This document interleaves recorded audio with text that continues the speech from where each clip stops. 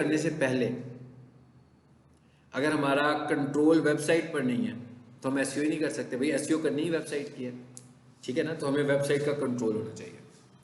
तो सबसे पहले चीज़ क्या है हमारे पास, नोटपैड खोलता हूँ जरा, यहाँ पे व्हाइट बोर्ड बना लेते हैं इसको। सबसे पहले तो हमें आनी चाहिए वेबसाइट एडिटिंग।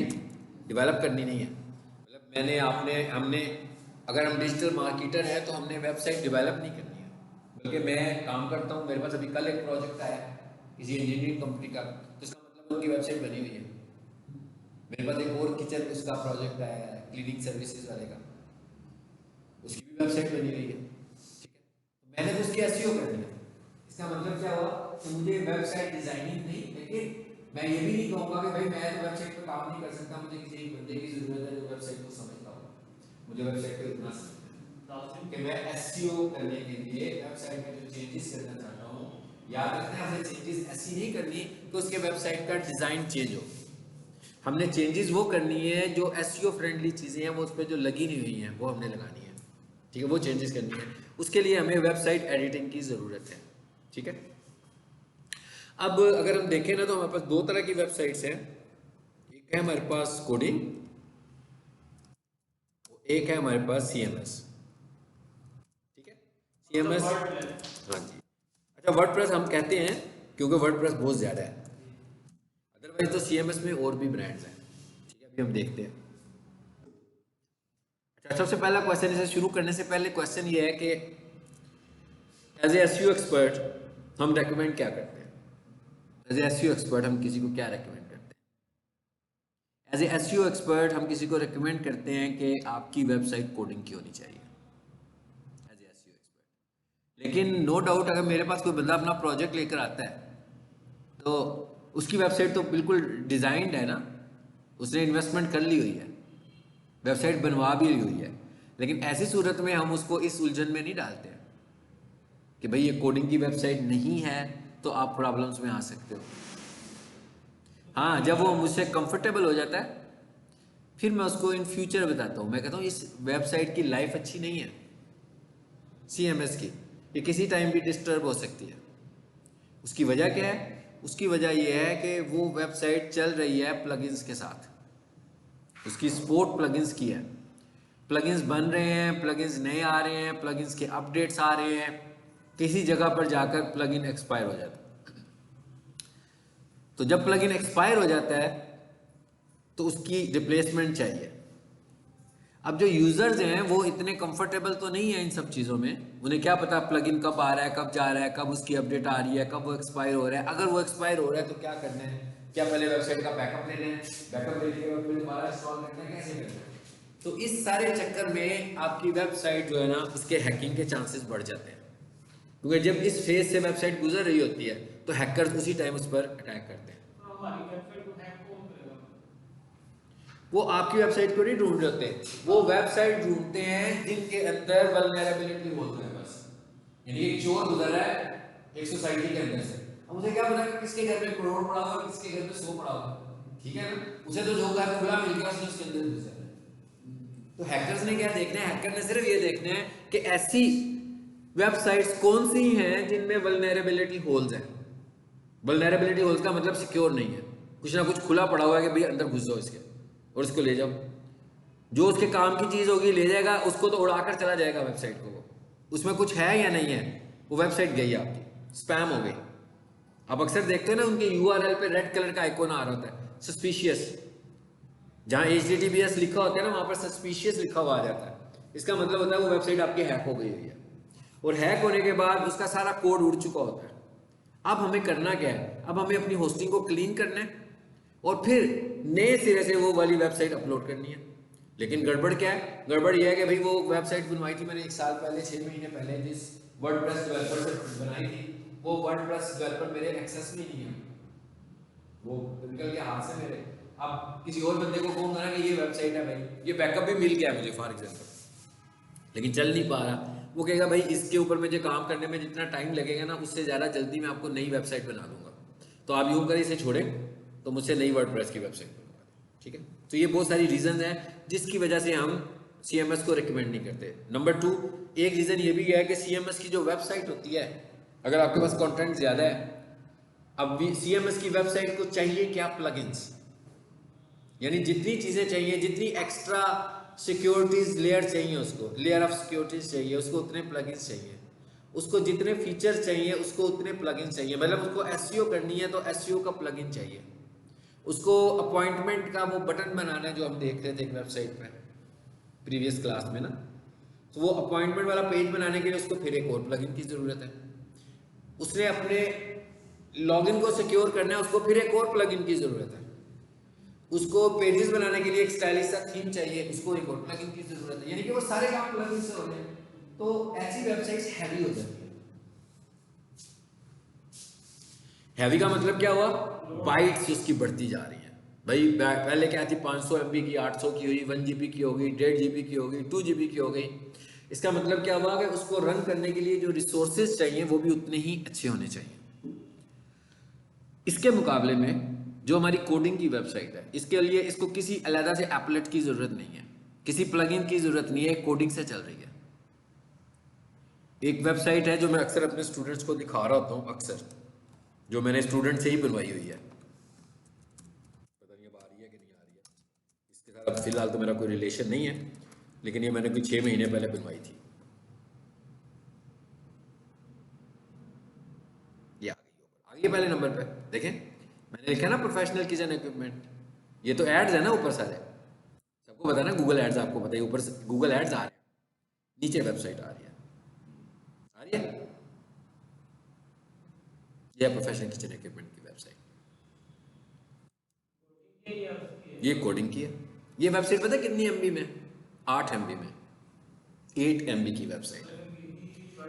वर्डप्रेस में होती तो ये नंबर ऑफ MBs में या GBs में होती, लोडिंग में भी फिर टाइम लगेगा। अच्छा, अब अगला इशू क्या है इसके साथ, अगला इशू इसके साथ ये भी है कि जो प्लगइन्स हैं, अब भाई इतने सारे प्लगइन लोड तो हो ही रहा है, लेकिन उसके साथ साथ ये प्लगइन्स पेड भी है। यानी मैं कोडिंग में एसईओ कर रहा हूँ, मुझे किसी चीज को खरीदने की जरूरत नहीं है, स्किल से चला रहा हूँ ना सारा काम। लेकिन जब मैं वर्डप्रेस में जा रहा हूँ तो मुझे एसईओ के लिए प्लगइन खरीदना पड़ेगा, तो इसका मतलब क्या होगा कि वेबसाइट महंगी होती जाएगी। लेकिन उसी प्लगइन का फ्री पार्ट भी है, वो ये कहता है कि भाई इतना हिस्सा यूज करना है इसका तो फ्री है, इससे ज्यादा इसका फीचर्स यूज करने हैं तो पेड है। अब अगर मैं फ्री प्लगइन यूज करूंगा तो इसका मतलब क्या होगा, मैं उसका मैक्सिमम यूटिलाइजेशन भी नहीं कर रहा प्लगइन की, और फ्री प्लगइन्स ऑटोमेटिकली आपकी वेबसाइट को स्लो करते हैं, पेड प्लगइन्स नहीं करते, क्योंकि फ्री प्लगइन्स भी लोड होते हैं आपकी वेबसाइट। ठीक है, आगे वेबसाइट वैसे ही कलरफुल एक वेबसाइट होगी जैसे कोई एक वर्डप्रेस की बनी हुई वेबसाइट कलरफुल होगी, ऐसा कुछ नहीं है कि वो ज़्यादा कलरफुल है और ये कलरफुल नहीं है। अच्छा, अब ये तो मैंने आपको थोड़ा सा डिफरेंशिएट बताया। अब अगर हम मार्केट की बात करें, मार्केट की बात करें तो इस वक्त तकरीबन 70% साइट्स वर्डप्रेस की, 80-90% में आप मेरे क्वेश्चन यही था दिमाग माइंड में कि क्लाइंट जो बोलता होगा तो लाइक वर्डप्रेस के ही काम चाहिए, या मतलब ये पहली दूसरी बात यह है कि ये वाली वेबसाइट ओहो बड़ी जल्दी बन जाती है। ये वाली वेबसाइट इजी बन जाती है, जो बंदा इसका डेवलपर है वो एक दिन में वेबसाइट बनाकर आपको दे देगा। लेकिन अभी इसके मैंने अब सारी आपको ड्रॉबैक्स बता दिए। अब अगर हम ये कहें कि सारे CMS में, जिसमें शॉपिफाई भी है, जिसमें विक्स भी है, जिसमें लारावेल भी है, जिसमें वर्डप्रेस भी है, तो सबसे ज्यादा परसेंटेज किसकी है, मोर देन 50% साइट्स वर्डप्रेस की है अमंग CMS। यानी कि मैं CMS को कंपेयर करूं तो इनमें सबसे ज्यादा वर्डप्रेस की वेबसाइट्स हैं। अच्छा, कई लोग ये भी कहते हैं, जबकि मैं इस चीज पे बिलीव नहीं करता हूं, कि कई लोग ये भी कहते हैं कि जो CMS की वेबसाइट्स हैं उनकी SEO उतनी अच्छी नहीं होती जितनी कोडिंग की होती है। ठीक है, मैं इस पर इतना बिलीव नहीं करता हूँ, हम जितनी कोडिंग की करते हैं इसकी भी SEO नहीं कर सकते। ठीक है, खासतौर पर लोग कहते हैं शॉपिफाई की जो SEO ही नहीं होती, ये गलत कहते हैं, बिल्कुल होती है, SEO होती है, लेकिन तरीका मुख्तलिफ होता है। ठीक है, वो डिस्कस करेंगे कि क्या तरीका होता है। कुछ चीज़ें हैं मेरे पास अवेलेबल है, उनके ऊपर मैं आपको प्रैक्टिस कराऊंगा जो चीज़ें अवेलेबल है। शॉपिफाई से भी वेबसाइट बन जाती है। शॉपिफाई बेसिकली ई-कॉमर्स के लिए बना हुआ है, ठीक है ना, ई-कॉमर्स का प्लेटफॉर्म है। अगर आपकी ई-कॉमर्स वेबसाइट है तो फिर हम शॉपिफाई पर चले जाते हैं। अच्छा, अब जरा अगला क्वेश्चन क्या है, ये तो हमने ड्रॉबैक्स भी देख लिए। रिकमेंड, अगर फॉर एग्जांपल एक सीएमएस की ई कॉमर्स वेबसाइट है ना, वर्डप्रेस की विषय, शॉपिफाई महंगा है, शॉपिफाई महंगा है और वो एनुअल बेसिस पर चलता है। अब वर्डप्रेस में भी कई लोग यूज करते हैं, वो कहते हैं कि एनुअल बेसिस पे चला देते हैं। साल के भाई ये पैसे आपने वेबसाइट शॉपिफाई हमसे ले लें, ठीक है, सब कुछ बनाओ, अपनी प्रोडक्ट्स ऐड करें, साल बाद आपने 60,000 कर दिया, 50,000 कर दिया। एक तरीका क्या है, एक तरीका ये है कि मैं खुद से शॉपिफाई की होस्टिंग बाय करूंगा और फिर मैं किसी डेवलपर से कहूंगा कि भाई मुझे वेबसाइट बना कर दे दो, तो हो सकता है वो मुझसे एक ही बार 60,000 कर दे। तो अब मैं जब होस्टिंग पे किया करूंगा, होस्टिंग अगर एनुअल 20,000 की है, 20,000 पे किया है, तो पीछे वही बच जाएगा, ठीक है। इसी तरह के लोग वर्डप्रेस में भी ऐसे ही करते हैं। कई लोग तो वर्डप्रेस की वेबसाइट तो बहुत सस्ती बन जाती है, वो 10,000 की भी बन जाएगी, 15,000 की भी बन जाएगी, 20 की भी बन जाएगी, 25 की, डिपेंड कि आप कहाँ किस बंदे को तोड़ लेते हो। जबकि यही वाली चीजें जब हम कोडिंग में लेकर जाते हैं, टाइम भी ज़्यादा लेती है और एक्सपेंसिव भी होती है। मिसाल के तौर पर अगर एक ई कॉमर्स की वेबसाइट 30,000 रुपये में बन रही है वर्डप्रेस पे, वही वाली वेबसाइट कोडिंग में 100,000 प्लस में बनेगी। इतना फर्क है। उसकी वजह क्या है कि उसकी रिलायबिलिटी उससे बहुत ज़्यादा है, उसका लाइफ टाइम बहुत ज़्यादा है कोडिंग का। हाँ, कोई भी हो सकती है, पाइथन हो सकती है, PHP हो सकती है। सबसे ज़्यादा सिक्योर जो है ना वो इस वक्त PHP है, जिसको हम कंसीडर करते हैं ना। PHP का कोड ऐसा कोड होता है जो कोई दूसरा देख ही नहीं सकता कि उसके अंदर क्या चीज़ है। पाइथन इसके बाद आई है ना, मैं कह रहा हूँ सबसे ज़्यादा इस वक्त भी जो सबसे ज़्यादा सिक्योर काम कर रहे हैं ना वो PHP पे कर रहे हैं। एनीवेज, क्योंकि ये हमारा फील्ड नहीं है तो इसके ऊपर हम ज़्यादा रिसर्च नहीं कर सकते, ठीक है। हमें हमारे पास तो वेबसाइट आ रही है ना, हम तो सिर्फ उसकी SEO के हवाले से बात करेंगे, डेवलपमेंट के हवाले से नहीं बात करेंगे, ठीक है। अब अगला टास्क है, अगला टास्क ये है कि अब हमें ये पता होना चाहिए कि भाई ये जो मेरे पास प्रोजेक्ट आया है, जो वेबसाइट किसी ने मुझे रिकमेंड किया है, ये कोडिंग में बनी हुई है कि एक तो है ना मैं उससे इंफॉर्मेशन ले लूँ कि किसमें बनी हुई है, एक है मैं खुद से चेक कर लूँ, ठीक है। खुद से हम कैसे चेक करते हैं? एक वेबसाइट है हमारे पास, उसका नाम है cmsdetect.com। और भी बहुत सारे हैं, और भी बहुत सारी वेबसाइट्स हैं। एक वेबसाइट है cmsdetect.com, इसमें आओ, गूगल क्रोम एक्सटेंशंस भी हैं, ठीक है। दराज को देखें सबसे पहले, देखिए सबसे पहले दराज को ही देख लेते हैं।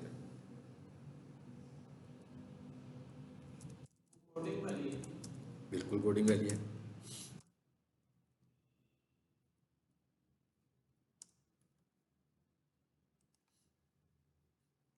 अगर वर्डप्रेस या CMS इतना अच्छा होता तो दराज CMS पे ही होता, ठीक है। और जितनी ज़्यादा कॉम्प्लेक्सिटी आती है ना वेबसाइट में, CMS के लिए उसे हैंडल करना मुश्किल हो जाता है। कोडिंग में ज़्यादा बेहतर वो हैंडल हो जाती है कॉम्प्लेक्स वेबसाइट्स। आज हमने इंट्रोडक्शन देख रहे हैं, नया मॉड्यूल शुरू हुआ सारा, ठीक है। वेबसाइट तो आप मिस होगा ना, फिर वो कंटिन्यूटी नहीं बनती आगे चलिए, कोई चीज़ मिस हो जाए लेक्चर का। ये क्या कहते हैं, नो अजी। अब हमारा नया जो मॉड्यूल स्टार्ट हुआ है ना वो SEO का मॉड्यूल है, ठीक है। उसमें अभी हम आज वेबसाइट को थोड़ा सा समझ रहे हैं। क्या कहता है, नहीं भाई नहीं समझ आई मुझे, इसका मतलब क्या हुआ कि ये CMS में नहीं है, ठीक है। अच्छा, अब हम पीक सोल्यूशन की वेबसाइट को देखते हैं। पीक सोल्यूशन आ रही होगी,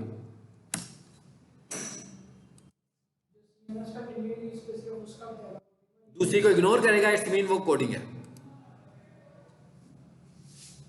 अब मैंने पीक सोल्यूशन की URL दिया, क्या कहता है, कह रहा पीक सोल्यूशन की वेबसाइट किसमें बनी है जी, यूजिंग वर्डप्रेस। लेकिन नीचे आकर देखें जरा, और भी कुछ बता रहा है। वर्डप्रेस ब्लू कलर है, ये वाला क्या कहता है, ये वर्डप्रेस में भी नहीं कहना चाहिए, इसको कहना चाहिए कि CMS में बनी हुई है, यूजिंग कलेक्शन ऑफ CMS। इसी वजह से अब देखें ना, इतने सारे एलिमेंट्स हैं, हाँ, कुछ हिस्सा इसमें है, कुछ इसमें, कुछ इसमें, कुछ इसमें, कुछ इसमें। WordPress, Shopify, Laravel, Wix, WooCommerce, the rest, ये इतने सारे CMS हैं जिससे मिलकर बना रहा है। फॉर एग्जांपल सिर्फ इसके एक CMS में कोई इशू आया तो वेबसाइट हैक होगी ना, कि बेसिकली ये इतने सारे जो CMS यूज हो रहे हैं इनके प्लगइन्स यूज हो रहे हैं।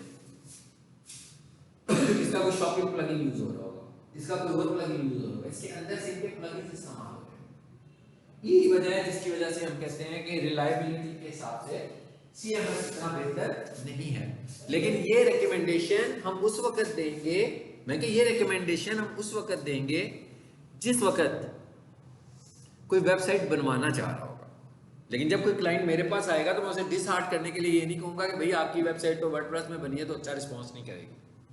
अलबत्ता मैं उसको आने वाले दिनों में कुछ बता दूंगा कि अगर आप इसको नेक्स्ट फॉर एग्जांपल एनुअली आप वर्डप्रेस का पे कर रहे हो तो ना कीजिएगा अगले साल, इसको कन्वर्ट करना है कोडिंग के ऊपर, तो आपको आपकी लाइफ टाइम अच्छी होगी। इवन कोडिंग की वेबसाइट, मैं एक कंपनी को रन कर रहा था, उनकी वेबसाइट 1990 में बनी थी और हमने उसी वेबसाइट के मॉडल को चेंज किया था 2020 में।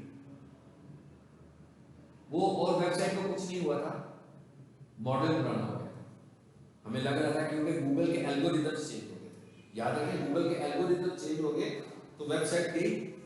पहले क्या होता था, पहले तो एक ही तरह की वेबसाइट खुलती थी, चाहे मोबाइल पे खोलो वैसी खुलेगी, लैपटॉप पे खोलो वैसी खुलेगी। अभी तो बहुत बड़ी चेंज आई है मोबाइल फ्रेंडलीनेस, जिसको रिस्पॉन्सिव साइट्स बोलते हैं, वो मोबाइल में जाकर मेन्यू चेंज कर लेती है, करती है ना, डॉट मेन्यू में आ जाता है। वर्डप्रेस में ऑप्शन है, उसी टाइम आपको दिखाती है। हाँ, ये वही कह रहा हूँ, ये कुछ चीजें उन्होंने इससे पिक की है ना कोडिंग में भी।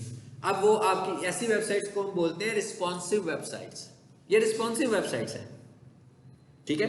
तो ये वाला फीचर उसमें नहीं था, लेकिन वेबसाइट चलती थी, वेबसाइट हैक नहीं हुई, वेबसाइट को कुछ नहीं हुआ, हमने खुद उसको चेंज किया। लेकिन वर्डप्रेस की वेबसाइट की इतनी लाइफ नहीं हो सकती। उसकी वजह क्या है, उसमें इतने सारे तो प्लगइन्स हैं, इनमें से कोई एक प्लगइन ने भी सपोर्ट छोड़ी है तो आपकी वर्डप्रेस की वेबसाइट सस्पिशियस हो जानी है। ये सारी वर्डप्रेस नहीं बन सकती, अभी वर्डप्रेस की आदि विक्स की आदि बन सकती है, बनाना चाहे तो कोई बना भी सकता है, बिल्कुल बना सकता है, ठीक है। बेसिकली ना इन सब की आपस में कोलैबोरेशन है, इसके अंदर ही इनके टूल्स इस्तेमाल होने लगे हुए हैं अपने, ठीक है। सो अब हमने एक दूसरी चीज ये वाली देख ली, वो कंपटीटर है सारे। बेसिकली वर्डप्रेस भी मैंने कहा ना कि प्लगइन्स यूज कर रहा है, तो प्लगइन्स को यूज कर रहा है, थीम का भी प्लगइन है, हर चीज का प्लगइन है। तो प्लगइन कहां से ले रहा है, कहीं से तो खरीदना है ना उसने प्लगइन, और उस प्लगइन में कंपैटिबल होने वर्डप्रेस के, तो वो होंगे कौन से प्लगइन, हुई जो CMS वाले होंगे, तो आपस में इस वजह से इस तरह के इश्यूज आएंगे। चलो जी, ये दो चीजें हमने देख ली। अच्छा, अब तीसरी चीज क्या है, हम मोस्टली फोकस करेंगे कोडिंग के ऊपर, ठीक है, फिर हम साथ में देखेंगे CMS को भी। अब एक काम करना है आपको ग्रुप में ना, कोडिंग के लिए हम क्या करेंगे, कोडिंग में मैं आपको पहले थोड़ा सा HTML के मतलब कितने लोग कंफर्टेबल हैं थोड़े से HTML फाइल, नो, पहला हमारा जो टॉपिक होता है वो HTML का ही होता है, क्योंकि आपकी वेबसाइट हमारे लिए जो रिलेट कर रही है ना SEO एक्सपर्ट के लिए, हमने SEO जितनी भी इंप्लीमेंट करनी है ना वो HTML के पार्ट में जाके करनी है, डिजाइन के पार्ट में नहीं करनी है, प्रोग्रामिंग के पार्ट में कुछ भी नहीं करना, ठीक है ना। हमारा जितना काम है वो HTML से रिलेट कर रहा है, इसलिए हमने थोड़ा सा HTML की कोडिंग को अंडरस्टैंड, मैं जब कोडिंग कहूंगा तो इसमें कोई लैंग्वेज की कोडिंग नहीं है, बल्कि इसमें सिर्फ HTML कोडिंग को हमने देखना है, कहां कहां जाकर हमें SEO के लिए उसमें चेंजेस करनी है, इसको मैं बोल रहा हूं वेबसाइट एडिटिंग समझनी है, ठीक है। और इस प्रैक्टिस करने के लिए हम एक एक वेबसाइट खुद बनाएंगे सब आपको, उससे पहले मैं आपको सिखाऊंगा बनाएंगे कैसे, एक बनी हुई वेबसाइट को आप मॉडिफाई करोगे और अपनी वेबसाइट में कन्वर्ट करोगे। जैसे मैं बोलूं मैं आपको पिक्स सोल्यूशन की वेबसाइट दे देता हूं, तो भैया अब आपने ना इसे अपनी वेबसाइट बनानी है, तो आप क्या करोगे, पिक्स सोल्यूशन का लोगो चेंज कर दोगे, टेक्स्ट चेंज करोगे, तस्वीरें चेंज करोगे, मोबाइल नंबर चेंज करोगे, एड्रेस चेंज करोगे, तो क्या होगा, वेबसाइट चेंज होगी आपकी बनी है, क्या कहा ये टैग्स लगे होते हैं सब चीजें। हाँ देखें, हम उसका डिजाइन वही रहने देंगे, मैसेज चेंज कर देंगे, सारा मैसेज हमारा। एक चीज याद रखें, एक है वेबसाइट डुप्लीकेट करना और एक है टेम्पलेट डुप्लीकेट करना। हम जो कर रहे हैं वो हम टेम्पलेट डुप्लीकेट कर रहे हैं, वेबसाइट कॉपी नहीं कर रहे हैं। अगर फॉर एग्जांपल मैं कहूं मेरा भी साथ वाली बिल्डिंग में कॉलेज है, तो मैंने पिक्स सोल्यूशन की वेबसाइट ली और उसी के साथ सिर्फ पिक्स सोल्यूशन को चेंज किया, बाकी सब कुछ वही रहने दिया, वही कोर्सेज, वही मटेरियल, वही टेक्स्ट, तस्वीरें, लोगो हटाता जा रहा हूं, ये कॉपी है, ये डुप्लीकेशन ऑफ वेबसाइट है, गूगल अलाउ नहीं करेगा। तो चलती भी नहीं। हाँ नहीं, वेबसाइट चलेगी रैंक नहीं होगी, गूगल पे रैंक नहीं होगी। कोई बंदा यूआरएल लिखेगा तो आ जाएगी, लेकिन जब हम किसी टेम्पलेट को कॉपी करते हैं तो it is not the part of duplication. Template हम देखें, एक ही डिजाइन की कितनी सारी वेबसाइट्स होती हैं, एक डिजाइन की एक से ज्यादा वेबसाइट्स हो सकती हैं, लेकिन एक ही कंटेंट की एक से ज्यादा वेबसाइट्स नहीं हो सकती। होगी तो उनमें से एक वेबसाइट रैंक होगी, बाकी डुप्लीकेशन की कैटेगरी में चली जाएगी। और सबसे पहला जो फैक्टर है गूगल का, वो कहता है आपकी वेबसाइट डुप्लीकेट नहीं होनी चाहिए, ठीक है। अब डुप्लीकेट का क्या मतलब हुआ, not about template, about content. Content किसी का कॉपी नहीं करना आपने। तो करना भी तो उसमें पेज देना प्रैक्टिकली। अच्छा, बिल्कुल ऐसे ही है। अच्छा, अब मैं क्या करूंगा, इसके बाद आप लोगों को ना आज ग्रुप में एक प्लेलिस्ट भेजूंगा, प्लेलिस्ट जिसमें 2 लेसन्स होंगे। पहली जो 2 लेसन्स होंगे वो अपने घर में सुनने। वो क्या है, वो है how to install WordPress offline. मतलब ऑफलाइन मतलब आप अपने कंप्यूटर पर ही वर्डप्रेस का एक माहौल बना दोगे। बेसिकली तो ये ऑनलाइन प्रोडक्ट है, और इवन मैं जो एसईओ करता हूँ, मेरे पास जो वर्डप्रेस की वेबसाइट आती है तो मेरे पास उनका यूजर नेम और पासवर्ड आता है, तो मैं डायरेक्ट उनकी एसईओ ऑनलाइन ही करता हूँ। और जो दूसरी कोडिंग वाली वेबसाइट आती है वो समटाइम मैं डाउनलोड कर लेता हूँ अपने पास, और उसको ऑफलाइन उस पर आपने काम शुरू करना है। सो दोनों पे हमने काम करना है, इसलिए आपने दोनों करना है। तो आपने पहले 2 लेसन उसके सुनने हैं। कौन सी प्लेलिस्ट के मैं आपको दिखाता हूँ यहाँ से। ये जो सब लोकल होस्ट पे काम होता है वो एग्जैक्टली, बिल्कुल सही कहा आपने, जो लोकल होस्ट पे काम करना है अपने घर में ना।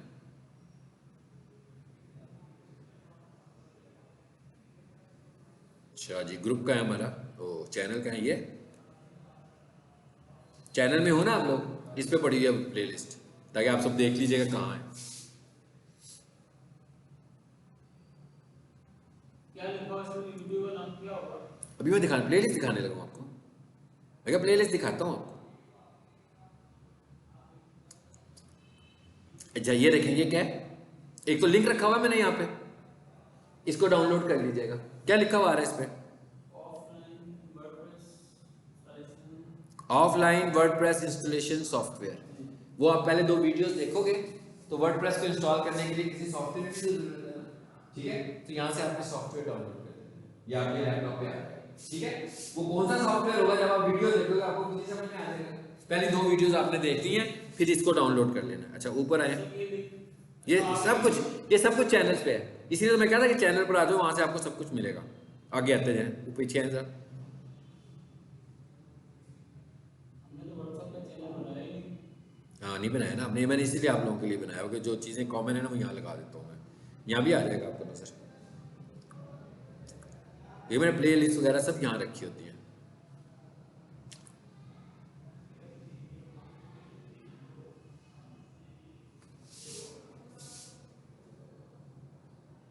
जब मैं लिंक्डइन की बात कर रहा था ना, ये इधर, ये इसमें LinkedIn account, how to create LinkedIn account, ये वीडियो भी पड़ी है जी।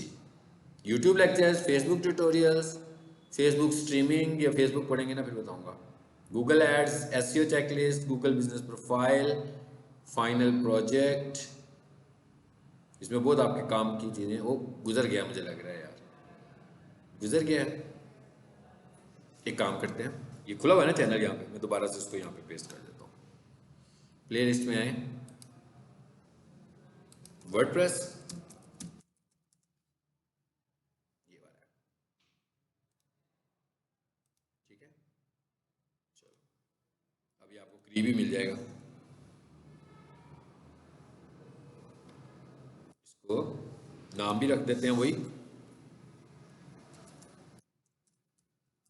वर्डप्रेस प्लेलिस्ट, ठीक है। अभी इधर चैनल में पहले आपको यही नजर आ रही है, और ऊपर लिंक भी आ रहा है जहां से आपने इसको डाउनलोड करना है। पहले आपने ना इसकी 2 पहली वीडियोस देखनी है।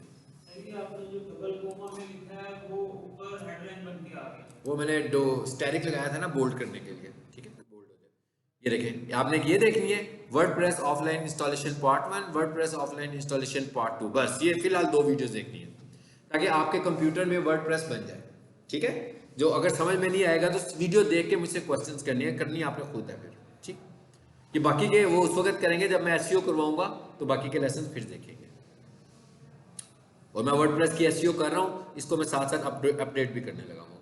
मैं जो नया काम करता हूँ ना किसी वर्डप्रेस के ऊपर, ताकि आप लोग वर्डप्रेस को चेक कर सको। अच्छा, अब आगे आते हैं वापस यहाँ पर, यानी कि दो काम हो गए हमारे। एक तो आपने क्या करना है, ये प्लेलिस्ट चेक करके आनी है, ठीक है ना। अच्छा, दूसरी चीज़ क्या है कि अब हम कोडिंग की बात करनी है। अब हमें पहले ये देखना है कि ये जो कोडिंग वाली वेबसाइट है इसके लिए हमें क्या समझना है। ये मैं एक वेबसाइट खोली है, ये कोडिंग की वेबसाइट है जो भी आपको खोल कर दिखाई थी मैंने, ये कोडिंग की वेबसाइट है, ठीक है। अब ये वेबसाइट है, इसी तरह की एक वेबसाइट जब मैं आपको HTML थोड़ी सी सिखा दूंगा तो आपको दूंगा, तो आप भी इसे खुद बना लोगे अपना। मतलब यहाँ पर तस्वीरें चेंज करोगे, वहाँ लोगो चेंज करोगे, मेन्यू भी चेंज करना बताऊंगा, आइकॉन्स भी चेंज करने, ये सब कुछ चेंज करना बता दूंगा, ठीक है। तो ये सारी, जब ये सारा डाटा ही चेंज कर दोगे तो आपकी वेबसाइट बन गई ना। जैसे आप कुछ सर्विसेज देना चाह रहे हो तो आप इससे अपनी वेबसाइट बना लो, उसके बाद उसको लाइव कर देना, ठीक है। ऐसा भी हो सकता है आपके पास होस्टिंग ना हो, किसी दोस्त के पास होस्टिंग हो, तो उसकी सब डोमेन ले। चले मैं अभी आज शुरू करने से पहले ये जरा डोमेन और सब डोमेन को भी समझ लेते हैं, ठीक है, इस कॉन्सेप्ट को भी समझ लेते हैं। अच्छा, अगला जो टॉपिक हम अंडरस्टैंड करते हैं वो है what is domain, sub domain, add on domain and hosting, ठीक है जी। अगला कॉन्सेप्ट ये है हमारे पास। डोमेन क्या है, हमने अपनी वेबसाइट को लाइव करना है। जैसे हम यहाँ पर कोई अपना बिजनेस शुरू करते हैं तो हमारे पास एक जगह होती है जहाँ पर हमारा ऑफिस होता है। जैसे ये कैंपस है, यहाँ पर पीक सोल्यूशन का कैंपस बना हुआ है। सो अब हमने क्या किया है, पहले तो हमने लीगली तौर पर एक नाम रजिस्टर करवाया पीक सोल्यूशन, कि कोई और बंदा इसको यूज ना कर सकता। अगर हमने इस नाम को रजिस्टर करवा लिया, इसका मतलब क्या हुआ कि अब हमने लोगों को मना कर दिया कि भाई कोई भी इसको इस्तेमाल नहीं कर सकता। इसी तरह जब आपने अपनी वेबसाइट बनानी है तो उसके लिए आपको पहले अपनी वेबसाइट का नाम बाय करना है। आपकी वेबसाइट का नाम इज डोमेन। ये इंटरनेट जहां से हम होस्टिंग परचेज करेंगे, ये वेबसोल की कंपनी है, ये गोडैडी की कंपनी है, होस्टिंग कर ब्ला ब्ला बहुत सारी कंपनी जो ये सब कुछ सेल कर रहा है, ठीक है। मेरे पास वेबसोल की होस्टिंग भी है, मेरे पास क्लाइंट्स हैं, उनके पास गोडैडी की होस्टिंग भी है, ठीक है। लेकिन मैं पाकिस्तान में ये समझता हूँ कि मैं अपने एक्सपीरियंस से बता रहा हूँ कि मैं प्रेफर करता हूँ कि मैं किसी ऐसी कंपनी से डील करूँ जिसकी टीम पाकिस्तान में बैठी हो। जैसे गोडैडी है ना, जो इनकी टीम पाकिस्तान में नहीं है, ये आपसे सिर्फ ऑनलाइन कम्युनिकेट करते हैं, इनके साथ सारी हमारी कम्युनिकेशन ऑनलाइन है। हाँ हाँ, वही। अब वो ऑनलाइन का मतलब क्या हुआ, आप इसे कॉल नहीं कर सकते, फोन नहीं करेंगे, आप इनको मेल करेंगे, ऑनलाइन पे भी कर सकते हैं। हाँ। लेकिन जो हमारे पास दूसरी खातों में जो वेबसोल है, अब वो उनकी टीम है पूरी, वो तो जब डोमेन के पैसे ड्यू होते हैं उनका कॉल आ जाता है, जनाब आपके पैसे नहीं आए अभी तक। इसी तरह हमें कोई प्रॉब्लम होती है तो हम भी डायरेक्ट उनके टेक्निकल सपोर्ट पे कॉल करते हैं, फिर वो मुझे कहते हैं कि भाई वो साइट पे जाकर ना टिकट जनरेट करें, वो नंबर मुझे बताएं, फिर मेरे से डिस्कस करें, फिर मैं उसको डिस्कस करता हूँ, आप बताता हूँ ये प्रॉब्लम आ रहा है हमारी ऑफिस में से रिजॉल्व करो, ठीक है। वो विद इन आवर हमारा प्रॉब्लम रिजॉल्व हो जाता है, इसलिए कि हमारे पास इंटरेक्ट हो जाते हैं। लेकिन गोडैडी में होता है कि इनके टाइम इशू आते हैं, भाई मैंने यहाँ पे बैठकर सुबह 9 बजे प्रॉब्लम दी है, उधर वर्किंग आवर्स कौन से आएंगे उनके, उसमें वो रिस्पॉन्ड करेंगे, वो फिर 24 घंटे का गैप आ जाता है फर्स्ट मैसेज को आंसर करने में। सो मैं अगर मैं अपने पर्सनल एक्सपीरियंस से मैं इन कंपनीज को रिकमेंड नहीं करता जो पाकिस्तान में ना हो, जिनके ऑफिसेज ना हो पाकिस्तान में। लेकिन पाकिस्तान में लो लेवल की कंपनीज भी हैं, जिनमें से एक IT लिंक्स की कंपनी है, मतलब वो इतना अच्छी सर्विसेज नहीं देती, उनके सर्वर्स अक्सर मैंने देखा है इन्फेक्टेड होते हैं, उनकी वेबसाइट पे वायरसेस काफ़ी आते हैं।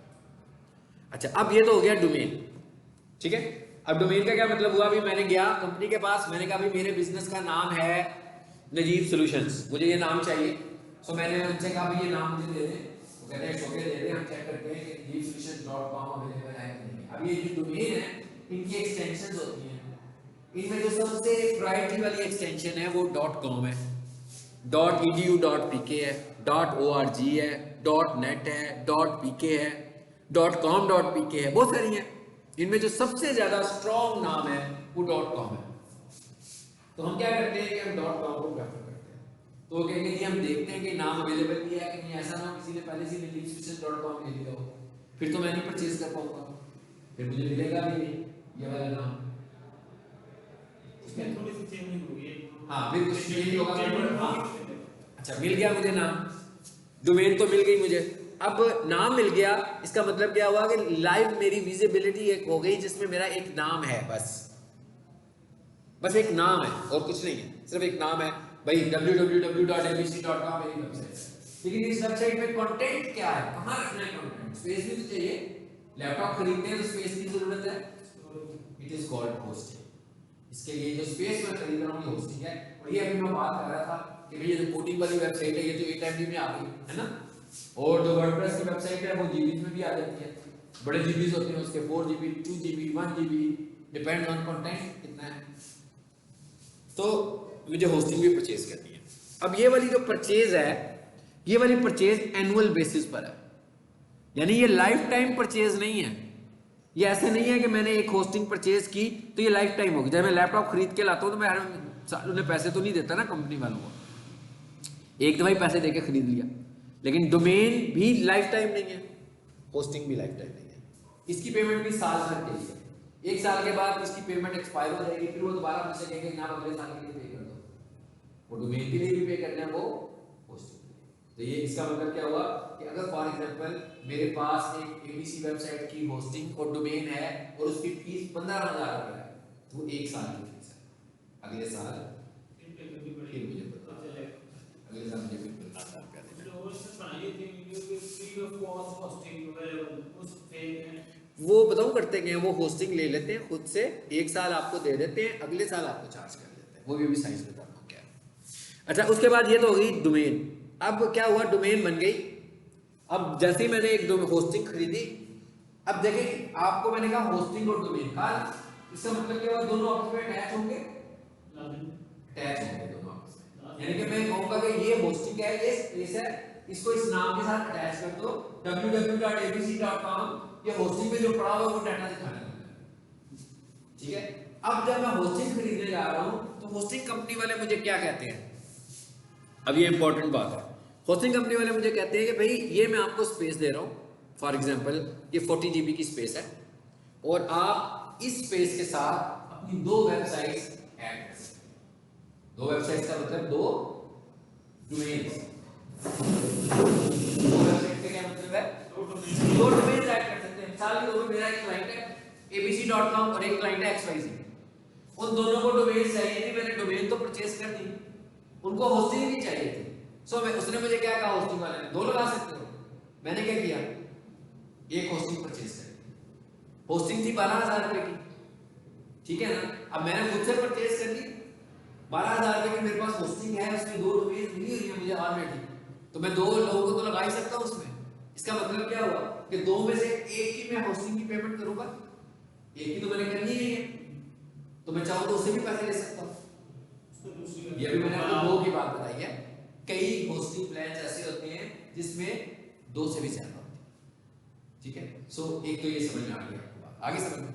अच्छा उसके बाद आगे क्या होता है, जब हम होस्टिंग परचेज करते हैं तो अब हम देख रहे हैं कि इस होस्टिंग के फीचर्स क्या क्या है। एक फीचर हमें पता लग गया कि कितनी डोमेन अटैच हो सकती है। एक डोमेन तो मिल गई ना साथ। इवन ये भी होता है कि भाई हमारे से होस्टिंग लें और डोमेन लें, तो .com की डोमेन फ्री है, सिर्फ होस्टिंग के पैसे देने, ये भी होता है।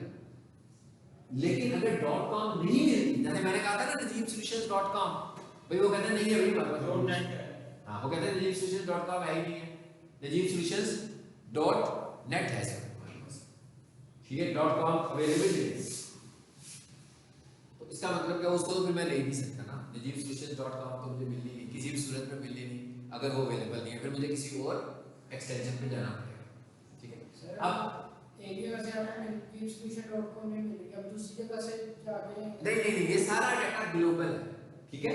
5 कंपनियां सपोज करें पूरी दुनिया में, अगर फॉर एग्जांपल मैं 5 कंपनियां najibsolutions.com एक कंपनी में रजिस्टर हो गई है ना, तो समझे 5 में हो गई है, वो भी पूरी दुनिया में हाँ वो ग्लोबल रजिस्टर हो गई है, क्योंकि वो जो मेन सर्वर है ना जिसके ऊपर जाके नाम असाइन हो रहे हैं वो सबके लिए एक ही है, सेम है। यानी कि एक नाम को 2 दफा नहीं कर सकते। ये नहीं कह सकता कि मैं जर्मनी से जाऊंगा तो मैं GoDaddy पे जाके जर्मनी से ऐड करवा लेता हूँ, हाँ जर्मनी से जाके मैं najibsolutions.germany वाली एक्सटेंशन ले लूंगा, फिर तो मिल जाएगी। .com वहां से नहीं मिलेगी। .com एक दफा गई तो गई, नाम में चेंजिंग होगी। अच्छा एक फीचर तो हमें ये मिल गया कि भाई एक डोमेन तो इसके साथ फ्री है, ठीक है। उसके बाद वो जो मैंने लिखा ना दूसरी डोमेन भी लगा लो, उसको वो कहेगा कि भाई इस होस्टिंग में मैं आपको ऐड ऑन डोमेन्स भी दे रहा हूं। ऐड ऑन डोमेन्स का क्या मतलब है कि एक्स्ट्रा डोमेन्स दे रहा हूं। भाई 3 डोमेन्स एक्स्ट्रा है, एक तो आपकी अपनी है, 3 कोई सी भी डोमेन्स लगा लो। इसका मतलब क्या हुआ, 3 डोमेन मुझे एक्स्ट्रा दे रहा है, उसके लिए मुझे होस्टिंग तो नहीं खरीदनी पड़ी दूसरे लोगों के लिए। इसका मतलब क्या हुआ, मैं दूसरे को तो होस्टिंग चार्ज करूंगा, लेकिन एक्चुअली मैं होस्टिंग का पे नहीं कर रहा हूं। अब मैं कितना करता हूं ये तो मेरे ऊपर डिपेंड करता है कि मैं कितना चार्ज करता हूं उसको। ये क्या हो गया हमारे पास, ये होगी ऐड ऑन डोमेन। अब बीच में एक फीचर और भी है, वो क्या है, स्पेस। उन्होंने कहा भाई ये वाला जो पैकेज है ना ये 40 GB का है। अब ये भी समझना है, डोमेन तो मुझे मिल गई है टोटल 4 है ना, 3 ऐड ऑन और 1 वो वाली, टोटल 4 डोमेन होगी। स्पेस मुझे दे रहा है 40, चलो मैं कहूं 40 नहीं दे रहा, स्पेस मुझे दे रहा है 15 GB। अब तो काफी कम हो गई स्पेस। अब 15 GB में मेरे पास 4 वर्डप्रेस की वेबसाइट तो लगती नहीं है, क्या खा रहा है आपको मैंने जो साइंस बनाई है उसके मुताबिक भाई वर्डप्रेस की तो वेबसाइट बहुत बड़ी है। हाँ 15 GB में मैं कोडिंग वाली तो लगा दूं शायद, लेकिन वो तो इसका मतलब क्या होगा कि दूसरा जो फैक्टर है वो कौन सा है, स्पेस का। दूसरा फैक्टर स्पेस का भी है, यानी हमें डोमेन्स तो मिल रही है, साथ में ये देखना है क्या इतनी स्पेस भी है कि मैं इतनी वेबसाइट अपलोड कर सकूं। नहीं तो मुझे अक्सर क्या करना पड़ता है, समटाइम मुझे ऐसे भी करना पड़ता है कि मुझे स्पेस के पैकेज अपग्रेड कराने पड़ते हैं, तो वो कराऊंगा तो एक्स्ट्रा पेमेंट होगी। ठीक है, अच्छा चलो एक दो फीचर्स डिस्कस कर लिए हमने होस्टिंग के। होस्टिंग का एक और इंपॉर्टेंट फीचर वो है, वो क्या है, वो ये है कि आपको इसके अंदर वो सब डोमेन्स भी देता है। हमने ये पूछना है कि भाई इसके अंदर, जैसे मैंने कल एग्जांपल दी थी आपको कि google.com मेन डोमेन है, सो ads.google.com सब डोमेन है, business.google.com सब डोमेन है, maps.google.com सब डोमेन है, search.google.com ये सर्च कंसोल है जो हम पढ़ेंगे आगे जाकर, ये सब डोमेन है। तो इतनी सारी सब डोमेन मिल रही है हमें, इसका मतलब है जब आप कोई होस्टिंग खरीदेंगे तो उसमें सब डोमेन का फीचर भी होगा, बट डिपेंड्स लिमिटेड होगा, डिपेंड्स ऑन पैकेज कि आपको इसमें कितनी सब डोमेन मिल रही है। अब एज ए एसईओ मैं रिकमेंड करता हूं कि ज्यादा से ज्यादा सब डोमेन्स लें। उसकी वजह क्या है, उसकी वजह यह है कि मैं कीवर्ड्स को ऑप्टिमाइज करने के लिए आगे जाकर आपको बताऊंगा कि मैं सब डोमेन्स को इस्तेमाल करता हूं। ठीक है, कैसे इस्तेमाल करता हूं आगे जाके इसकी साइंस बताऊंगा, मैं अगले लेक्चर में बताऊंगा आपको कि कैसे इस्तेमाल करता हूं, जैसे क्विक रैंकिंग कैसे हो सकती है। ठीक है, अच्छा एक फीचर और हमें पता लग गया इसका, सब डोमेन्स का क्या हो गया, पूरा हो गया, डोमेन भी हो गया, सब डोमेन भी हो गया, एडेड डोमेन। अब होगा क्या, मिसाल के तौर पर मेरी जो प्रोडक्ट है ना वो है किचन इक्विपमेंट, चलिए सपोज कर लेते हैं। अब जो किचन इक्विपमेंट के अंदर ना उसके पास टोटल करते हैं, हम कहते हैं 3 कीवर्ड है। फॉर एग्जांपल एक कीवर्ड है कमर्शियल किचन इक्विपमेंट, एक कीवर्ड है आइसक्रीम मशीनरी, और एक कीवर्ड है कॉफी मशीन्स। ठीक है, या कॉफी शॉप इक्विपमेंट। अब ये तीनों कीवर्ड्स हैं। अब ये कीवर्ड जब मैं डोमेन के तौर पर परचेज करना चाहता हूं, ये तो इतने पॉपुलर कीवर्ड है, ये तो मुझे मिलने नहीं है, ये तो बिक गए। मैंने क्या किया, मैंने डोमेन बाय की डीसी किचन के नाम से, ये वही कंपनी का नाम है, ब्रांड, हर किसी की वेबसाइट अपनी ब्रांड से होती है। उसके बाद मेरे पास इसने दी 3 सब डोमेन्स, तो मैंने क्या किया, मैंने एक सब डोमेन बनाई कमर्शियल किचन के नाम से। भाई जब डोमेन के अंदर जाकर डोमेन बनाऊंगा फिर तो प्रॉब्लम नहीं आएगा ना, वो तो मेरी डोमेन में बन रही है, वो तो यूनिवर्सल तो नहीं है। वो कमर्शियल किचन इक्विपमेंट मुझे डोमेन के तौर पर नहीं मिल रही थी, मुझे सब डोमेन के तौर पर कोई प्रॉब्लम नहीं है। तो मैंने क्या किया, एक सब डोमेन बनाई कमर्शियल किचन की, एक सब डोमेन बनाई आइसक्रीम मशीनरी की, और एक सब डोमेन बनाई कॉफी शॉप इक्विपमेंट। अब एक तो सब डोमेन में चले गए, इसका सबसे बड़ा एडवांटेज क्या हुआ, सबसे बड़ा एडवांटेज क्या हुआ कि मैंने एक अलग अलग सब डोमेन में जाकर उनके पेज डिजाइन किए और उस एक कीवर्ड को रैंक करा दिया। रैंकिंग क्विक होगी। रैंकिंग का एक बहुत अहम फैक्टर होता है कि आपका जो कीवर्ड है वो यूआरएल में होना चाहिए। अब उसकी वैसे कंपनी का जो नाम था वो था dckitchen.org, लेकिन जो उसकी सब डोमेन है उसमें कीवर्ड्स आ गए। वो आपको, अगर मैं ये बोलूं कि टोटल 4 से 6 महीने लगते हैं वेबसाइट को रैंक होने में, लेकिन अगर आप इस तरीके से रैंक कराओगे तो आपकी वेबसाइट 1 महीने में, 2 महीने में इजीली रैंक हो जाएगी कीवर्ड वाइज। ये ऐसे ही है, इसकी एग्जांपल ऐसे ले लें, जैसे मैं कहूं यहां पर पीक सॉल्यूशन है, अब पीक सॉल्यूशन को यहां पर कंपटीटर्स मिल रहे हैं 1 किलोमीटर के वाया के ऊपर डायमीटर में, तो ये कह रहे हैं पीक सॉल्यूशन वालों ने क्या किया, यहां पर उनका बहुत बड़ा कैंपस बना हुआ है, इन्होंने 1 किलोमीटर के डायमीटर में छोटे छोटे ऑफिस बना दिए, सबके बाहर पीक स्टेशन का बोर्ड लगा दिया। अब एक नेबर में कंप्यूटर कॉलेज है, साथ ही पीक स्टेशन का ऑफिस है, फिर थोड़ा सा आगे गए एक और कंप्यूटर कॉलेज आया, साथ फिर पीक स्टेशन का ऑफिस आ गया। अब हो क्या रहा है, हो ये रहा है कि जो भी इंटरनेट ट्रैवल करता हुआ आ रहा है उसको एक बड़ा सा कॉलेज भी नजर आता है, साथ पीक स्टेशन का ऑफिस भी नजर आता है।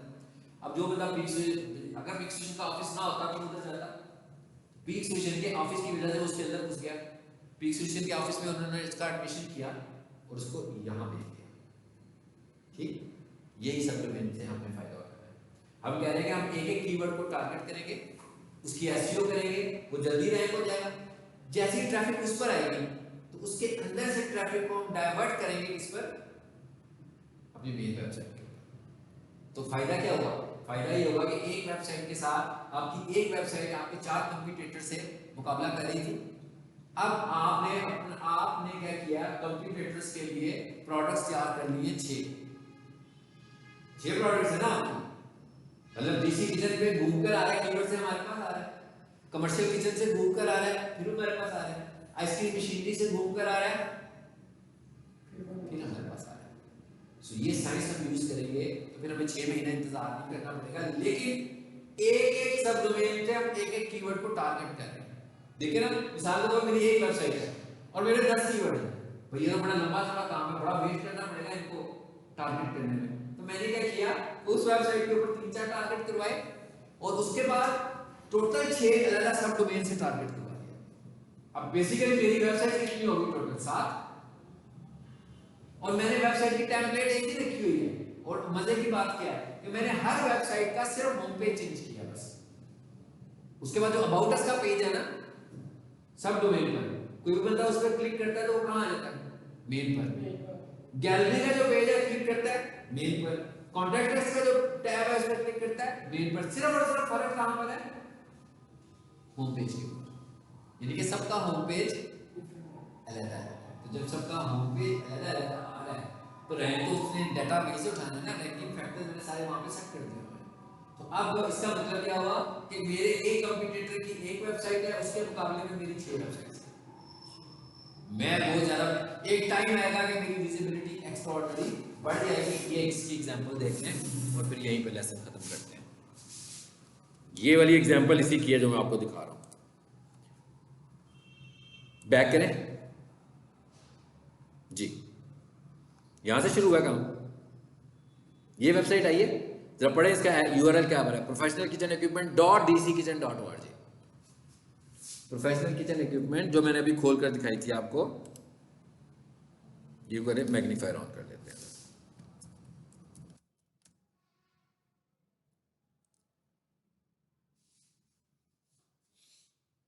हो गया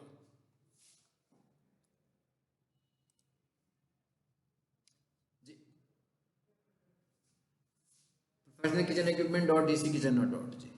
डोमेन है कि सब डोमेन है, सर ये तो पहले बताया मेरी इतनी तकरीर के बाद। मैं क्या डोमेन है कि सब डोमेन है, सब डोमेन है। नीचे आए, रैंक हुई है ना, दूसरी वेबसाइट भी नहीं की है। मैं क्या दूसरी वेबसाइट भी नहीं की है, कंपटीटर को पकड़ लिया ना। देखो अब दोनों वेबसाइट हमारी आ रही हैं ऊपर, तीसरे नंबर पर आए। अब यहां कंपटीटर आ गया इसका। इसी तरह जब मैंने अलग अलग कीवर्ड पे टारगेटिंग की होगी तो एक कंपटीटर होगा, 2 हम होंगे या 3 हम होंगे, हमारी विजिबिलिटी बढ़ेगी, हमारी लीड्स भी बढ़ेंगी, ठीक है, हमारा क्लाइंट भी खुश होगा कि भाई कोई भी कीवर्ड लिखते हैं तो हमारे कीवर्ड पे नजर आना चाहिए। अगर मैं किसी एक के ऊपर ये सारी एफर्ट्स करता तो शायद इतने अच्छे रिजल्ट नहीं आएंगे। ये लीगल तरीके से हम कर रहे हैं क्योंकि डोमेन कौन सी है। हाँ, ये इलीगल तब होगा जब डोमेन होगी साका या हॉस्पिटल की और उसके अंदर जाकर मेरी सब डोमेन बनी होगी कॉफी मशीन की, फिर वो गूगल इसको रैंक नहीं करेगा। लेकिन ये तो इसी का पार्ट है, तो इसलिए गूगल इसको रैंक करवा रहा है। लोग इसको किस मकसद के लिए इस्तेमाल कर रहे हैं, ज्यादातर लोग इसको इस्तेमाल करते हैं अपने, जैसे गूगल वाले यूज कर रहे हैं। मैंने तो आपको एक टेक्निकल तरीका बताया ना इसका क्या काम करना है। गूगल वालों ने तो अपने मुख्तलिफ काम पर डिवाइड कर दिया ना, डिवीजन्स बना दी, अपने सेक्स डिपार्टमेंट्स बना दिए ना कि भाई ये ऐड का डिपार्टमेंट है तो ये सब डोमेन है, ये बिजनेस का डिपार्टमेंट है, ये business.google.com है, ये मैप वाला डिपार्टमेंट है, वो इस मकसद के लिए यूज कर रहे हैं, लोग इस मकसद के लिए यूज कर रहे हैं। देखें जैसे मैं यहाँ पर आऊँ ना और यहाँ लिखता हूँ मैं, क्या लिखता हूँ मैं, देखिएगा, जॉब्स एट ट्रस्ट स्कूल लिखा मैंने, देखते हैं जरा क्या आता है नीचे।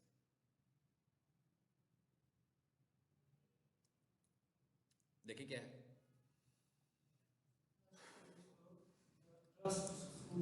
कैरियर्स। इन्होंने क्या किया, जॉब्स के लिए इन्होंने कहा कि हमारी मेन वेबसाइट पर जॉब्स नहीं है भाई, जॉब्स के लिए जाना तो इस सब डोमेन पर चले जाओ। अब ये सब डोमेन को इस मकसद के लिए इस्तेमाल कर रहे हैं, ये सब डोमेन को लीड्स के लिए इस्तेमाल नहीं कर रहे। हम जो स्ट्रेटेजी डिस्कस कर रहे हैं, हम उस स्ट्रेटेजी में डोमेन को लीड्स के लिए इस्तेमाल कर रहे हैं। ये सब ये तो डोमेन है, ये तो सब डोमेन है ना शायद। ये मैं भी कह रहा हूँ, मैं भी यही बता रहा हूँ, मैं कह रहा हूँ कि हम सब डोमेन को इस्तेमाल कर रहे हैं कीवर्ड्स ऑप्टिमाइज करने के लिए, ये इस्तेमाल कर रहे हैं किसी और मकसद के लिए, ये अपने वेबसाइट के डिजाइन के लिए यूज कर रहे हैं सिर्फ, कि भाई जिस बंदे ने जॉब के लिए आना है उसको होम पेज पे नहीं मिलेगी, वो कैरियर के सब डोमेन पर चला जाए। समझ में ही बात की, हम किस लिए इस्तेमाल कर रहे हैं, हम कह रहे हैं हमारे पास 6 कीवर्ड थे, तो हमें लग रहा था भाई सारे के सारे ऑप्टिमाइज नहीं हो रहे जल्दी, तो हमने उनकी अलग अलग सब डोमेन्स बना दी, तो उधर से ट्रैफिक को डाइवर्ट करके यहां ला रहे हैं।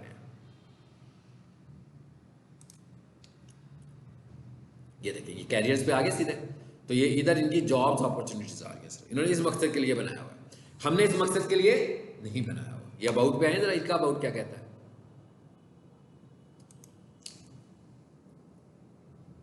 इन्होंने सारा अबाउट इसी का ही बनाया हुआ है, अलग बनाया ना इसका अबाउट कैरियर्स का ही है।